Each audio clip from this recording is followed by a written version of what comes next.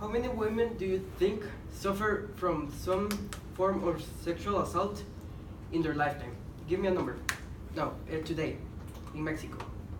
How many women do you think suffer from some form of or sexual assault? Millions. No, in Mexico. The country of Mexico? Yeah, The every whole day? country? No. According to Comisión Ejecutiva de Atención a Víctimas, there are 345 registered cases every day. I can give you another statistic. According to the UN, 35% of all women suffer from sexual assault in the lifetime.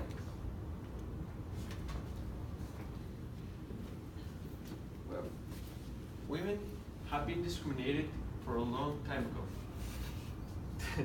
to be more specific, since the beginning of early civilizations. But when did everything start and why? Well, many anthropologists say that a cause of this could be merely physiological causes. What I'm talking about? Well, at the beginning of time, women and men had different tasks according to their physical condition. For example, men could do things like hunting animals, crafting a heavy weapon, and women had to establish like communities to raise children and so on.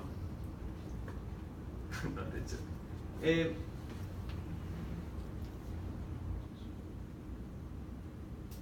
Okay, but this means that at the beginning of time, the women's discrimination wasn't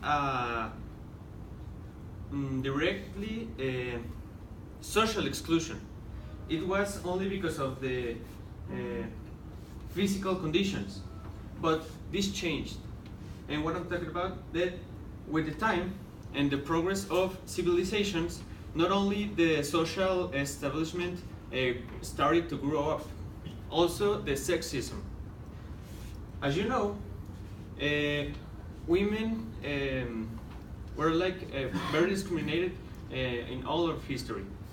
You know, many women didn't have the same rights as men all over the world. But with the pass of centuries, women started to think that they weren't so different than men. And this is true. They started to realize that they could be even better than us, or men. And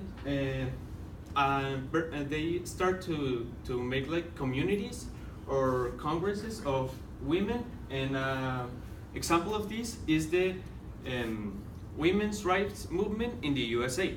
This was a movement that had a place in the USA between 1848 and the 1920.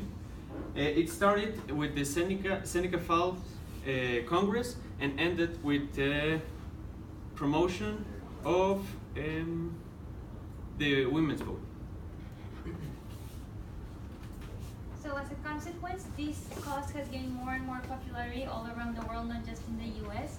One important change that was made was that the UN made the declaration of elimination against discrimination against women. So this was a very important movement for the cause because it meant that it was a global movement. It was not just focused on the US, and that all the countries were taking a moment to analyze this situation. They also created meetings that were meant to check on the status of women around the world, especially in those countries that had more problems. Women have been gaining more legal rights, especially for education and for their own body and reproductive system, which is a great thing. However, violence is still a very big issue in our society, and we need to accept that. Especially sexual and domestic violence is still happening all around the world, even in developed countries, especially in developed countries. I think we need to take a chance to follow leaders, especially an example we followed is Malala. She has empowered women all around the world with her actions and words. She started at a very young age making a fighting against the education rights for women in Pakistan. And even though it started for Pakistan women, it had become a global issue. She has empowered women all around the world and made a lot of people want to join the cause. Because of her fight, she was shot at a very young age and she had a very severe injury. But she kept on fighting and won the Nobel Prize at 17, which was the youngest woman to win this prize.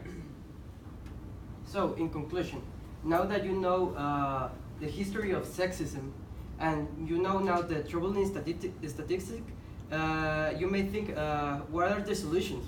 Well, the solutions are in you, in each one of you. Malala is not that different from us. She just rejected the society's standards and stood up for women. If everyone, you can take action by talking to your representatives, by reassessing the way that you view women and you view yourself, and by participating in activities. As Malala said in her book, I Am Malala, when everyone is silent, one voice can be very powerful. Now just imagine what thousands of words can do. Thank you. Very good.